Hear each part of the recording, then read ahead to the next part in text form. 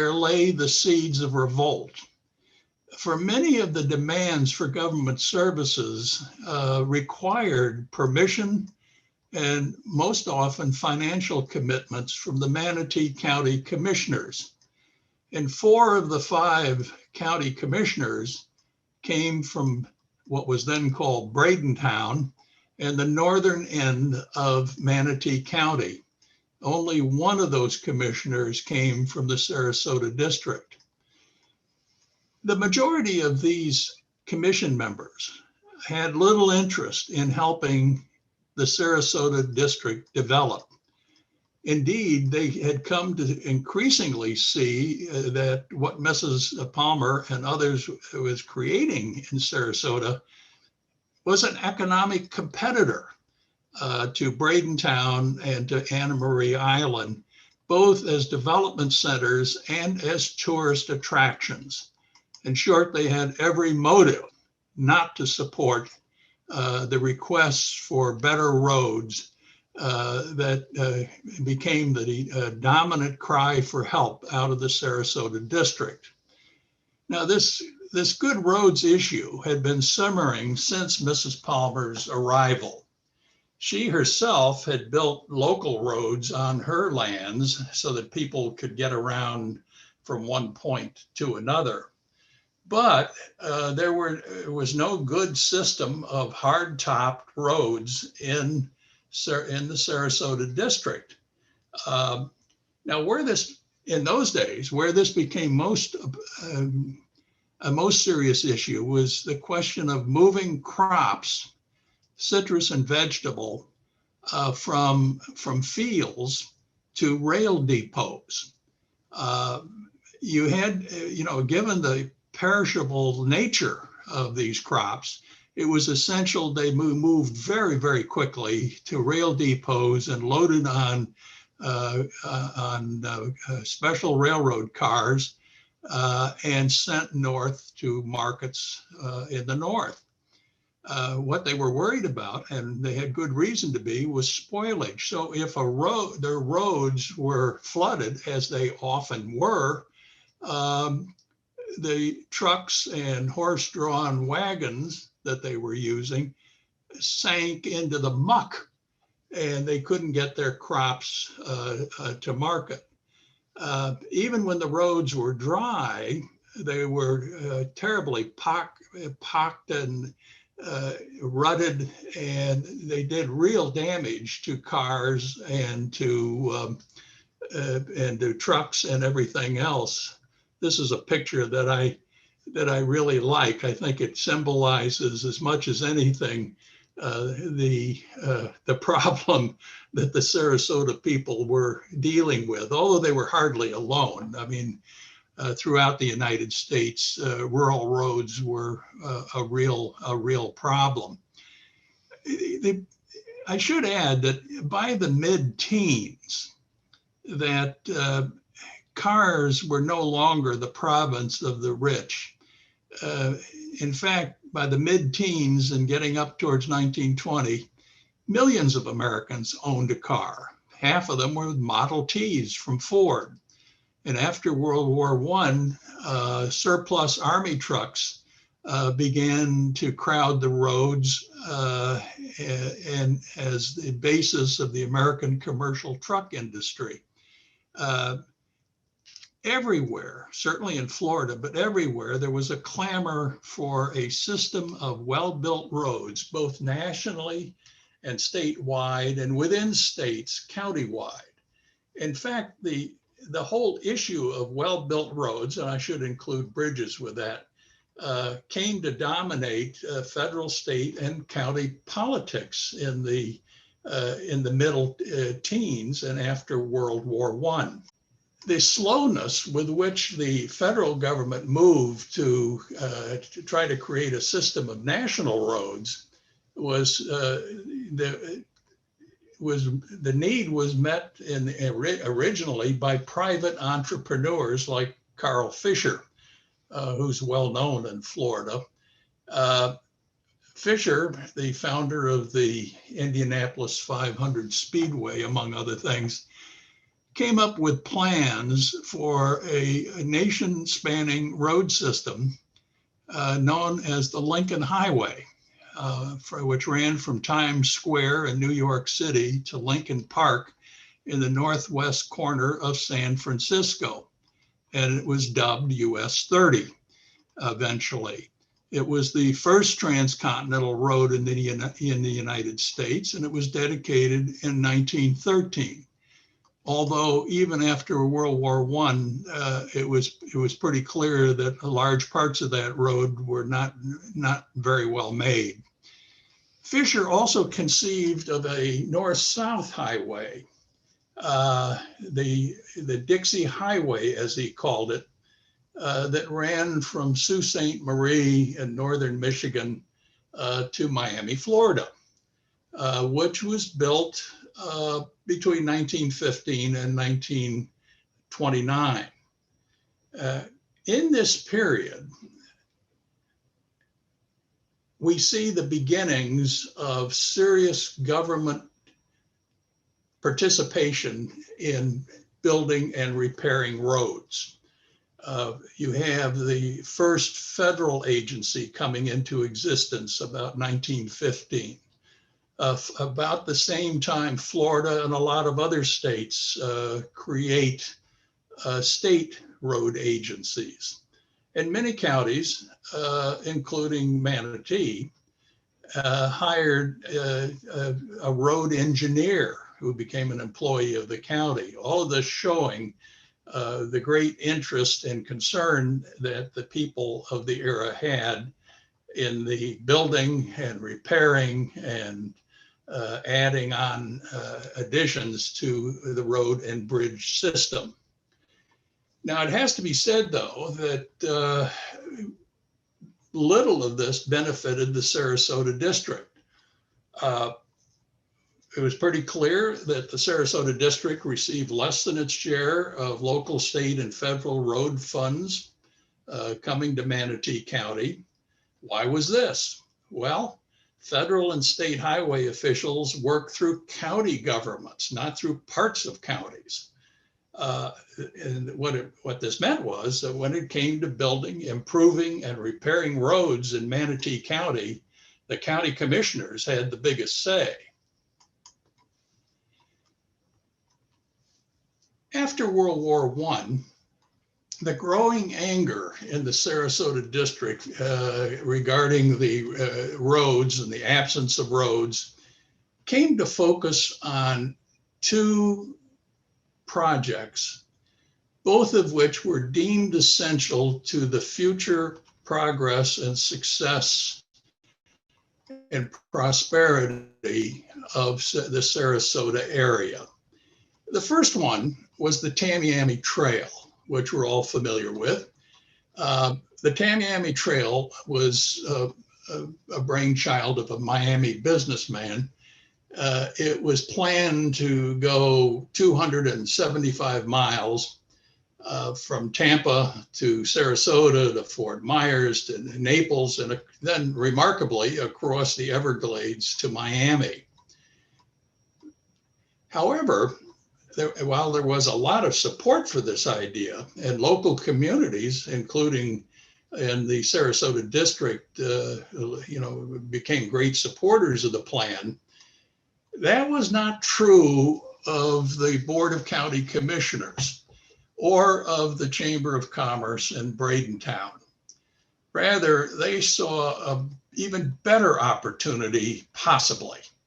And that opportunity would be to change the route of the Tamiami Trail so it didn't go through Sarasota, or for that matter, it wouldn't go through Southwest Florida at all.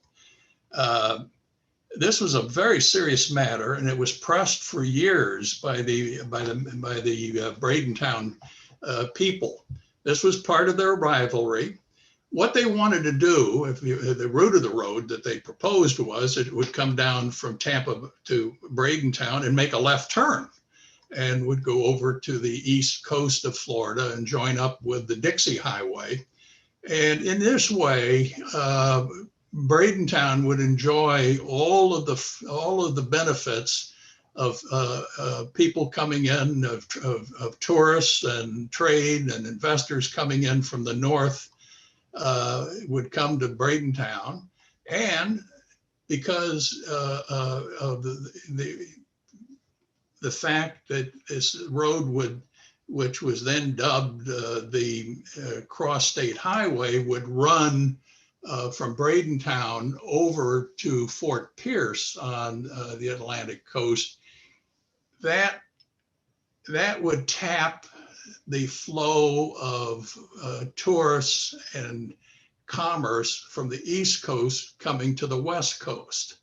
It was those two projects, that is to say the Tamiami Trail and the Cross-State Highway. And I will tell you that the Cross-State Highway is Route 70. It was ultimately was built, and it is in operation today. But when you look at this map, you can easily see that these were important economic arteries, economic development corridors. And if Bradentown had succeeded, they would have ensured their future as a mighty city, and they would have succeeded in choking off Sarasota and leaving it as an economic backwater. That's how serious this situation was. And that is something that the Sarasota people could not take sitting down. Well, all of these issues, and there were other issues besides roads, by the way. There were issues over law enforcement, the distance people had to travel from the southern area of the Sarasota District to Bradentown to do county business, a number of things of that sort. But it all came to a boil on June 16th of 1920. Now, the newspapers, and here we see the Sarasota Times, which is a very important part of our story, and I'll talk further about this newspaper. But the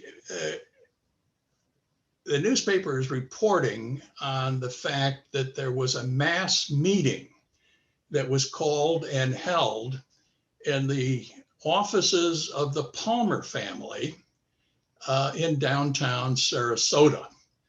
And it's pretty clear that a group of people, mostly of people of wealth and political clout, had come together and had come to the decision that a movement needed to be started to separate the Sarasota District from Manatee County and become a county in its own right. At that meeting, the organizers of this movement, of this mass meeting, selected Joseph Halton. Halton and his brother, English-born, both doctors, both had come to Sarasota fairly early. They were very prominent in the small medical community. They actually ran a hospital. But Joseph Halton also dabbled in local politics, and he was selected to deliver the main address. In other words, he had to bear the brunt of explaining to the more general public why separation was a good idea. And generally his speech, which was printed in the Sarasota Times, was pretty good. Interestingly, for an Englishman, we find him using a lot of language somewhat similar to American revolutionaries in the American Revolution. Taxation without representation and that sort of thing.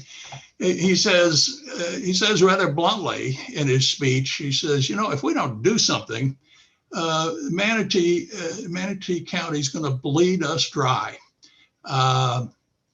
He talks about, well, here I'll quote him. He notes, quote, the negligence of our section by other parts of the county to our most crying need, good roads. That's how he kind of ends the whole thing. He just hammers at that issue that Manatee County is denying Sarasota the road and bridge projects that it badly needs to develop. Other mass meetings followed. Committees were appointed to study how separation could be achieved. Statistics were gathered. People spread out through the Sarasota District to collect signatures on petitions. It was a pretty well organized operation. And there's a good reason for that, because let's talk a little bit about who was behind all of this. Now, Bertha Palmer had died. She died in 1918 of breast cancer, but her rather considerable empire, not just in Florida, but in Chicago and through other parts of the United States, was now being run by her two sons, Honore and Potter Jr., and by her brother, Adrian Honore, and who were all themselves major landowners and major taxpayers. And they had the Palmer business assets that they could contribute immediately. Remember, the first meeting was held, the first mass meeting is held in the Palmer estate offices. So they let them use offices. If you look at the early lists of the committees, there are executives from the several Palmer corporations that were based in Sarasota. They put in money. It was, in other words, the Palmers were critical to this, but it wasn't just the family. There were other people who were central to this operation who were also tied to the Palmers. There on the left, you see J.H. Lord, Joseph H. Lord, a guy who came in from Maine, an attorney who had bought up enormous amounts of land, and he was the man that sold land to Mrs. Palmer. And in return, he became a vice president in one of the Palmer corporations. And still, after all the land that he sold to Mrs. Palmer, he was still one of the 5 largest landowners in Manatee County. Now, the brains behind the political operation, because this was at heart a political movement and a political effort, but the brains behind it was Arthur Britton Edwards, who was the first mayor of the city of Sarasota. Another Palmer ally. He's the one that had met Mrs. Palmer when she got off the train in 1910 and squired her around. He organized behind the scenes. He traveled the district, rousing public support for separation. Now, back to the Sarasota Times. Because we've now come to the real heroine of the story of how we became a county. The Sarasota Times was owned by Rose Phillips Wilson, whose husband had owned the paper. She'd worked with him on the paper. And when he died, she inherited the whole thing. And she came into control of the paper just about the time that Mrs. Palmer came to Sarasota. She became a great booster of Mrs. Palmer and supported all of her projects and reported broadly on them.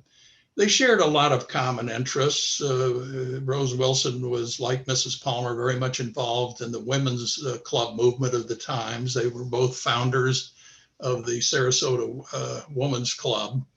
And Rose was also very interested in the question of women getting the vote. Now, her paper was really the only one in the district for most of the time. And during this period, nearly every issue, here we see a picture of the old Sarasota Times building. That's actually Rose and her husband in the doorway there. Nearly every issue through 20 and 21 reported on the separation movement and hammered on the grievances of the Sarasota District. More than anyone, she shaped public opinion on the county separation issue. In the spring of 1921, as the Florida legislature prepared to meet, the leaders of the separation movement, who by now were mostly very closely affiliated not only with the Palmers, but with the Sarasota Chamber of Commerce, they made their move. A bill was drafted by Sarasota attorney John Burkett, and a lobbyist was dispatched to Tallahassee to submit the bill. This was Augustus Wilson of Myakka, a former state senator and an active member of the chief committee seeking county status. When news got out that Sarasota residents had submitted this bill to the legislature, I think it would be fair to say the news electrified the northern part of the county, particularly the Bradentown area. How they didn't know what was going on is a little hard to believe, but apparently they didn't. And when they heard, they immediately set about opposing this bill as strenuously as they could. Carloads of business people and politicians from Bradentown clambered into their cars and drove off to Tallahassee in order to oppose the passage of this bill. And right behind them were other cars coming from Sarasota, driving the same potholed roads, and they were going to Tallahassee in order to oppose the Manatee people who were going to Tallahassee. It must have been quite a scene on those poor roads of all these cars with blowouts needing to change tires. I mean, it was a real mess, I imagine. This was the showdown. And the Sarasota Chamber of Commerce group went loaded for bear. They had their petitions, they had statistics, they had maps of what this new county would look like. And the Manatee people had nothing. I mean, they simply went and said, we don't think this is a good idea. And they weren't very clear why they didn't think it was a good idea, but they didn't. And yet, they had the superior position in the legislature. And the reason was that they controlled both the state senator and the state representative from the area. As a result, the bill was brought before a Senate committee, which reported it out with no recommendation, which essentially was a way to table the bill. And no further action was going to be taken on it. In other words, it looked as if Sarasota's gambit had failed. And what's worse was that the session was about to come to an end, and under the rules of the legislature, Sarasota wouldn't be able to bring in its bill again for 2 years. Unless something happened, this would be dead for at least 2 years.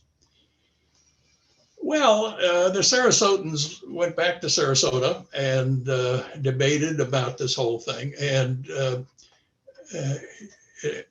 they had some fairly savvy people among them. And somebody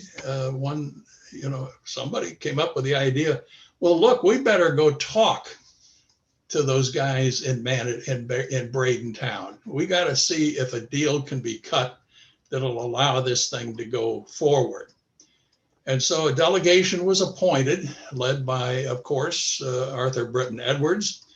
It was sent to Bradentown. The Bradentown Chamber of Commerce agreed to talk with them. It began with a mass public meeting in Bradentown where the Sarasota representatives spoke to a large number of citizens and talked about their case for separation, and above all, their determination to achieve it no matter how long that process might last. Not much came of the public meeting, but afterwards, there was the private meeting between representatives of the two chambers, between the Sarasota Chamber of Commerce and the Bradentown Chamber of Commerce. And it was a lengthy meeting. And there are relatively few accounts of what went on. When it was done, an agreement had been reached. It turned out that the only non-negotiable demand that the Bradentown people had was to alter the proposed size of Sarasota County. They wanted to Sarasota to agree to leave 4 townships, which was 144 square miles in the northeast corner of the proposed county. And it was proposed that that be left with Manatee County. Now, this was not insignificant. 144 square miles actually was 20% of the proposed new county. But in fact, the deal couldn't be struck unless the Sarasotans agreed to this. There was at the time not a lot of discussion or public discussion about this. I mean, questions were raised. The best that the negotiators for Sarasota could come up with was an argument of necessity in part, but also they said, well, look, that area is up along the river there. It's flooded, flooded much of the time. There's very few people living there. If it's part of Sarasota, it's going to fall on us to build infrastructure in the area. And why not just leave it to Manatee County? But the larger issue was that they couldn't be a county in their own right unless they agreed to this. And the deal was carried out. There was a report made to the mass meeting in Manatee, and then a joint delegation of representatives from Bradentown and Sarasota went to Tallahassee, put the bill in. The bill passed unanimously in both houses and was signed by Governor Kerry Hardee on May 15th. Well, not surprisingly, there was huge rejoicing in the Sarasota District over the governor's action, particularly in the 5 Points area. Somebody had thought there'd be some speeches there, but of course the sound of the cars and the people and it was pandemonium. So people just celebrated. There wasn't anything official particularly took place. But the fact was that the issue was not yet closed because the legislation that Governor Hardee had signed demanded that there be a vote in the proposed county and that the people had to ratify the legislature's action or it would not be final. So a month later, on June 15th,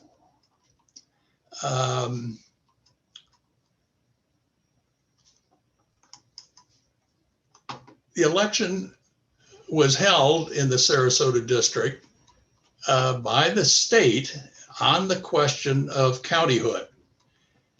And it passed by 80%. Now, in saying this, yes, that's remarkable, but one of the reasons that there's such a high count for the county had to do with Rose Wilson again. The 19th Amendment to the Constitution of the United States had only recently been approved and added to the Constitution, which gave women the right to vote. And they had been able to vote in the 1920 presidential election.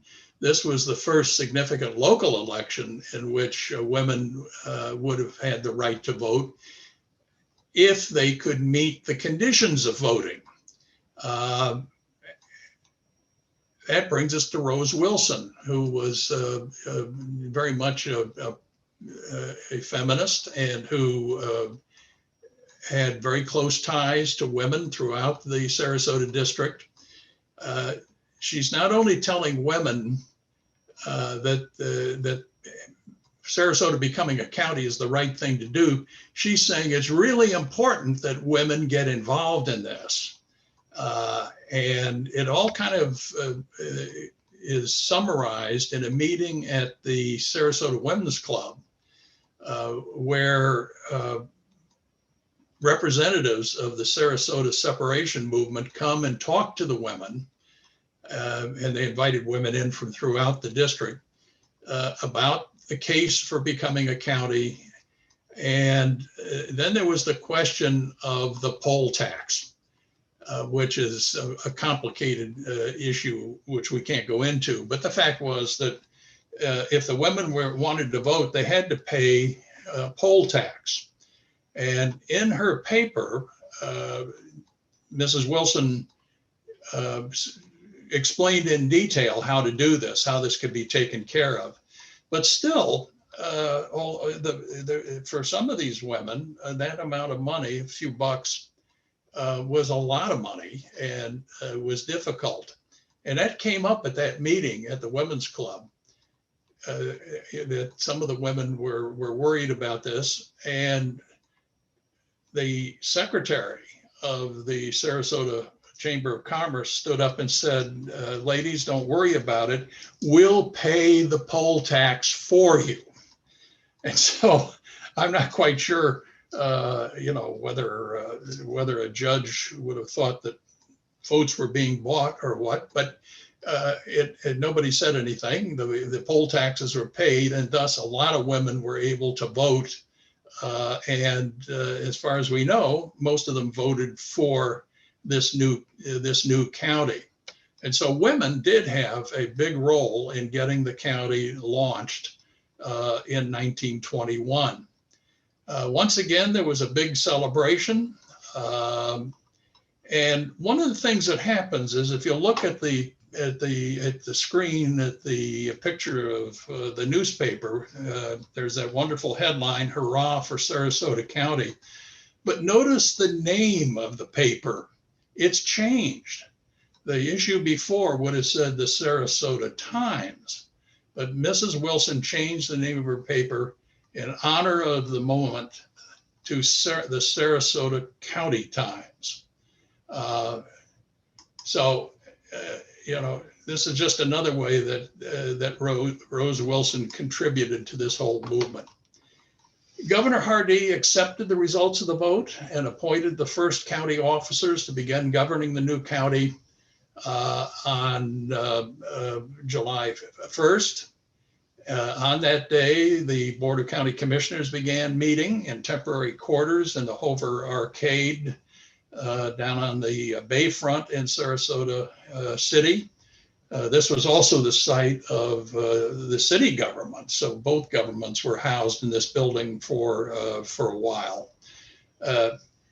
The July 1st was the birth date for not just the commissioners, but for all other branches of county government. The sheriff, the school board, the county judge, the county clerk, all of them assumed their posts on that day.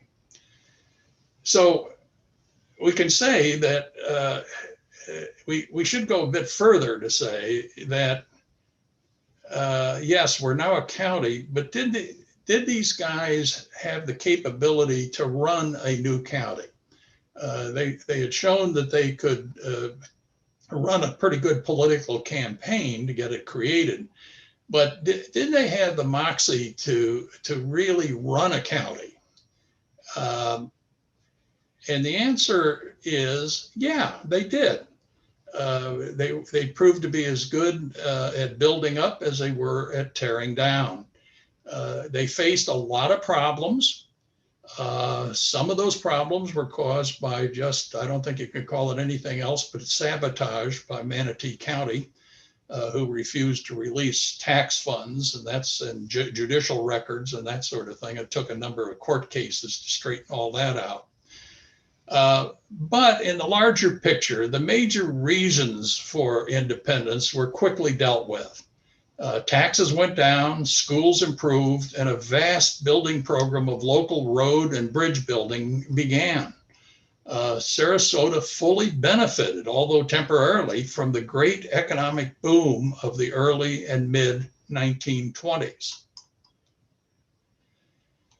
In early 1927, the $1 million Sarasota County Courthouse opened and was considered then, as now, as a beautiful structure.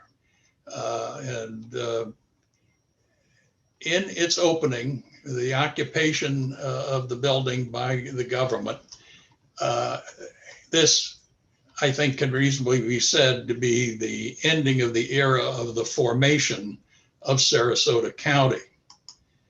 So what did it all mean? Well, now free from interference from Manatee County, Sarasota County easily beat back the efforts by Bradentown to reroute the Tamiami Trail and keep Sarasota from connecting to the cross-state highway. The struggle for roads and countyhood had forced scattered settlements in the Sarasota District to work together. One of the reasons that the county is reasonably successful right from the beginning is that these people had to come together over the issues of roads and independence and learn to work together, learn to work with each other. Also, those two struggles produced an effective leadership that united and energized Sarasotans to separate, to form an effective government and to solve pressing problems.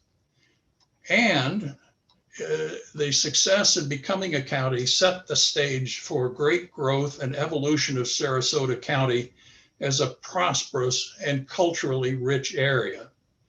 And so in sum, July 1st, 1921 was one of the most important defining moments in our local history. So this is what we celebrate this year. This event, this series of events, and the people who created our county. Now we are having a celebration, but it's not like all celebrations. This one is intended to really involve a lot of organizations and individuals throughout the county. And I would urge everyone to check out our website for information on the celebration. You see on your screen the address for that. This will be a year-long all-county celebration based in the cities, towns, and neighborhoods of Sarasota. We now have 84 businesses and associations that have signed up to be partners in this, to participate in the centennial celebration.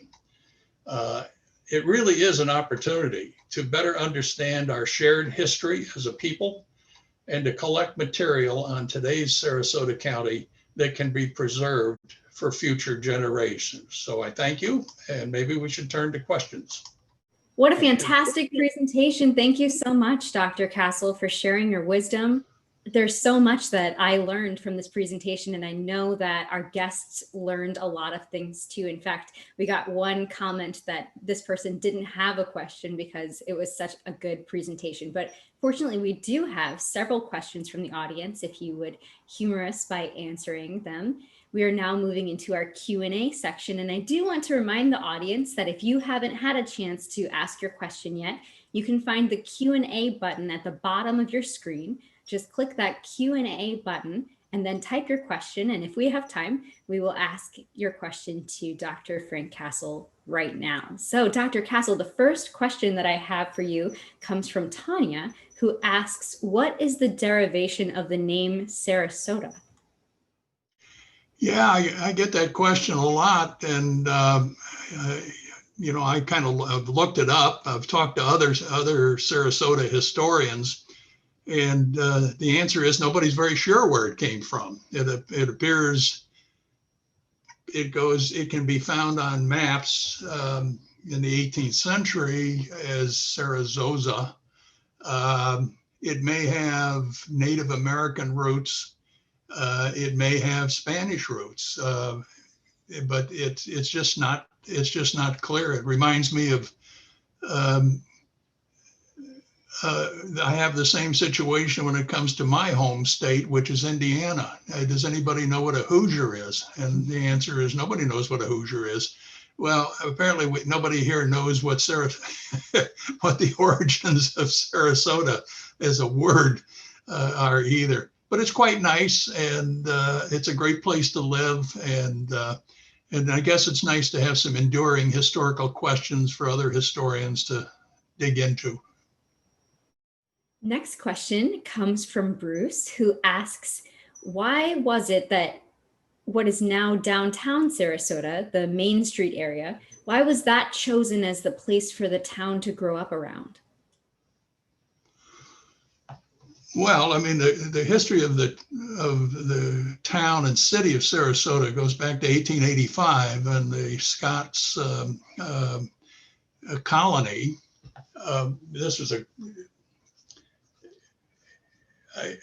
was an effort run out of Edinburgh, Scotland, where a fairly rich guy bought up land in Florida, and he wanted to set up a colony for Scots. And so he bought this area that we think of as Sarasota County, among others. And he sent people ahead to plat the area, and they actually laid out a town. A lot of those names on Sarasota streets down by the bay were originally put in on the platting. I mean, they were invented in Scotland and on a map. And in the Main Street area, it was, I mean, you can tell there's a little bit of planning there, and but that's about as much as I can tell you about it. I mean, it's, yeah, you better go on and ask another question. That's not one of my strong points. It's fascinating to hear your take on all of these questions. James asks, it might be interesting to know the names of some of the main folks and families in opposition in Bradenton. Yeah, well, that sends me packing for my copy of my book. Well, this is a good time to plug that too, because some of our questions ask where your book can be purchased. First of all, your local library would have copies, but so too would Amazon, and local bookstores would have it. It depends on where you're at. I mean, some of the historical sites down in Venice, I know, are selling copies of it. So it's we aren't hiding it. It's there. Let's see. Noreen asks, where did financial support come from for the Sarasota District to break away from Manatee City? Well, there are no financial records. That is to say that they didn't have a bank account someplace that we could get the records for. I think that there were really two major sources for funding. One was the Palmers, and one of the reasons, let me just add parenthetically, one of the reasons this movement for independence is successful is because the 5 biggest landowners, which were given the taxing system, also the 5 biggest taxpayers in the Sarasota District, all supported the independence movement. So they had, once they'd committed on this, they had a vested interest in carrying it through. And the other is the Chamber of Commerce, which had all the small businessmen in town who also had a vested interest in this, because if those roads didn't run through Sarasota, that their futures would be jeopardized as well. So although we don't have the records, it's a pretty safe guess that you have to look at the, there's at the, I mean, it's mostly the Palmers, because of those 5, I think 4 of them are related to the Palmers. The other is the Woodmere Lumber Company, which is down at the south end of the county. So there was money, and it wouldn't have been hard to funnel money through the chamber, particularly to take care of whatever costs that they had.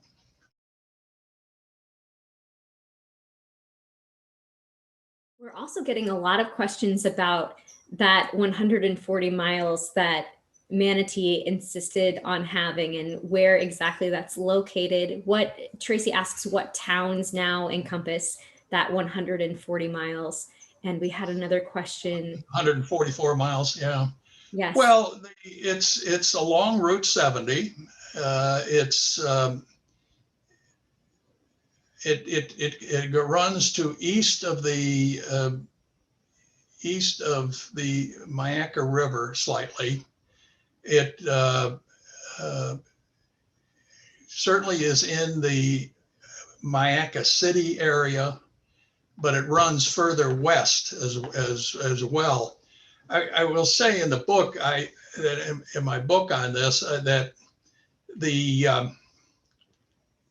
there seemed to be 2 motives that the Manatee people had for wanting that land. The first was that the proposed cross-state highway would run across it, and they didn't want the new Sarasota government to have control over a key stretch of the road, because if they did, then the Sarasotans might be able to change the direction of that road, and it wouldn't run through Bradentown at all. It would just go to Sarasota. I mean, whether that was a realistic concern or not, I'm not sure, but you can see that since they themselves were trying to do something like that, that they might have taken their own fear fairly seriously on it.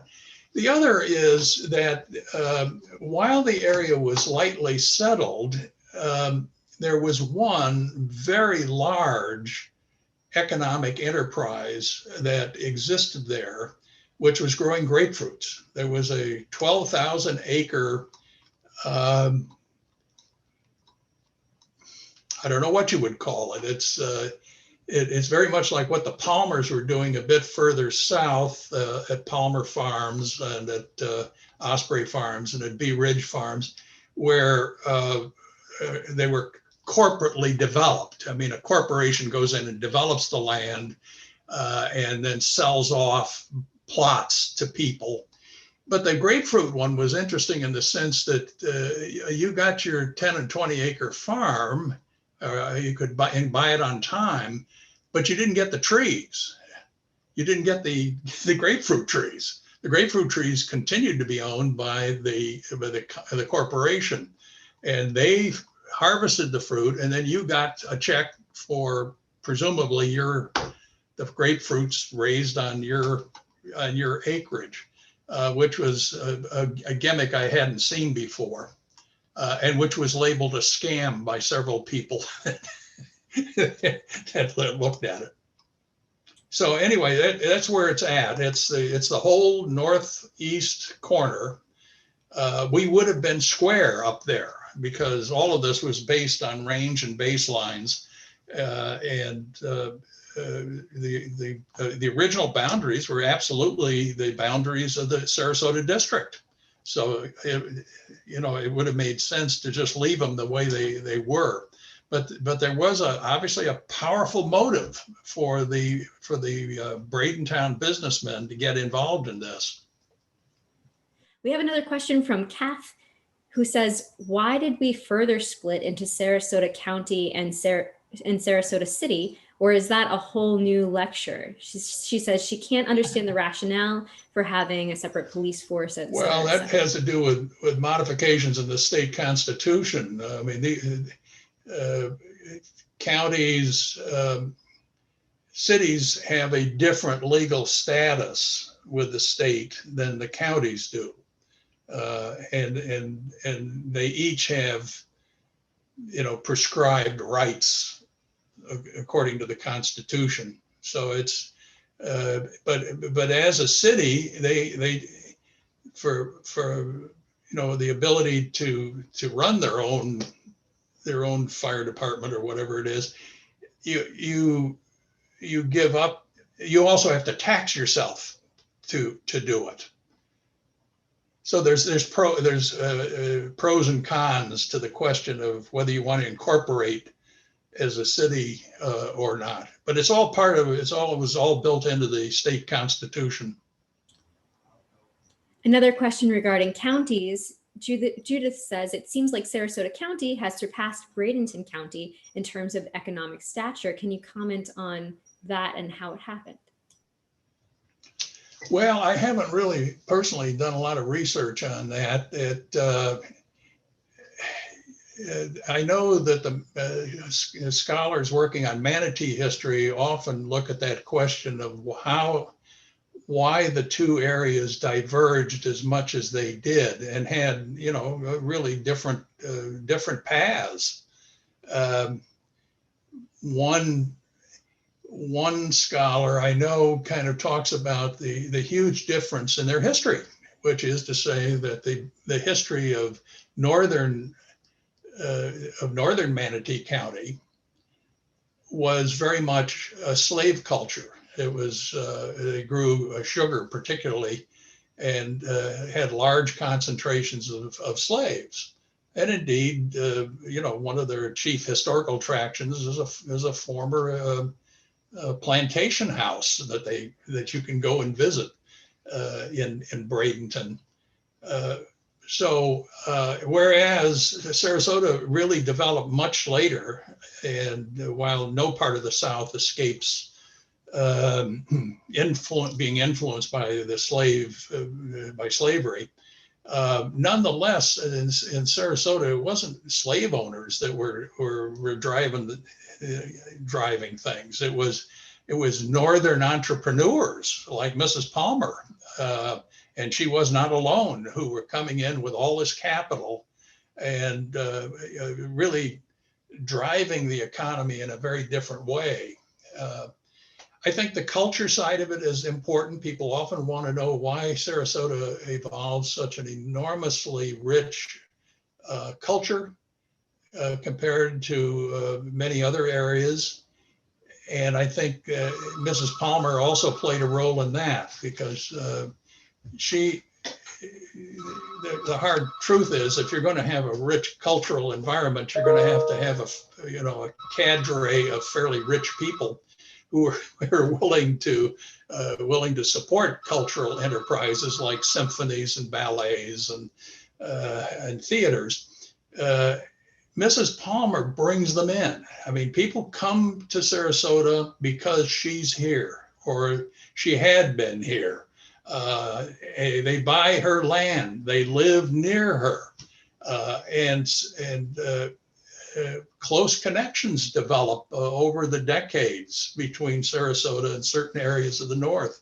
And we've been very fortunate. We have had a glittering group of people that have moved down here, and many of them have been quite generous in their support for cultural institutions. And that helps to explain why a place that's so small really is batting in a much higher league in terms of cultural assets. Fascinating. We have a question along those lines. A lot of people have asked about the Ringlings, and if you would mention the Ringlings, did they play any part in the separation from Bradenton? The Ringlings are around, although they're more important to the local history a little later, after the county thing. But Charles Ringling does play a role, not directly, but indirectly in this story. And that is that Charles Ringling was developing land at the east end of Main Street in Sarasota. And instantly saw that if Sarasota, the city, became the county seat, that there might be an opportunity for him.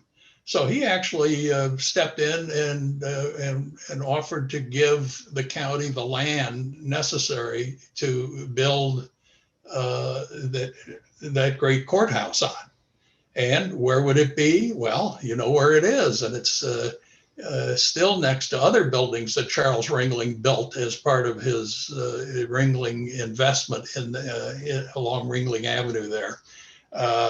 So in that sense, the Ringlings were involved, but the real impact era for the Ringlings is slightly later. John Ringling's development on the Ringling Isles, out on the Keys, for example. I do tell a story in my book on the Palmers, which had to do with the Ringlings and the Palmer boys getting involved in digging an oil well, thinking that they were going to get rich, get more rich from drilling for oil in Sarasota County. It didn't work. They lost all their money, or at least all the money they'd invested, but they could afford it. Oil isn't everywhere. That's a hard lesson to learn. Wow, that's fascinating. Thank you so much for your time and, again, your expertise in answering our questions. We have so many more questions, but we're running out of time, and you generously offered that you would answer questions after this presentation. I was curious if you could share with our listeners where they can find you and how they can continue in the conversation with you. Well, yeah. Can I give them my email address? And yeah, that would be great. Perfect. Well, it's F Cassell, and that's CASSELL at Pitt, PITT .edu. And they are welcome to write, and I will try to talk to them. Fantastic. Thank you, because we had so many questions. This was such an enlightening conversation. There's so much drama in the history of Sarasota that I was unaware of, and so many, figures that I think get buried. And I'm so excited to read your book and to learn even more than we had a chance to talk about in this presentation. Again, thank you so very much. We really appreciate it. You're most welcome. You're most welcome. Well, that's about all the time we have for today. Again, I want to thank our speaker, Dr. Frank Cassell, for providing such an informative session. And all of us at Friends of Osprey Junction Trailhead Park thank you, the audience, for attending today. We're delighted by the enthusiastic response, and we look forward to bringing you more quality content in the future. In the meantime, we suggest that you could enjoy some of the other webinars that we've presented. You can find them on our YouTube channel.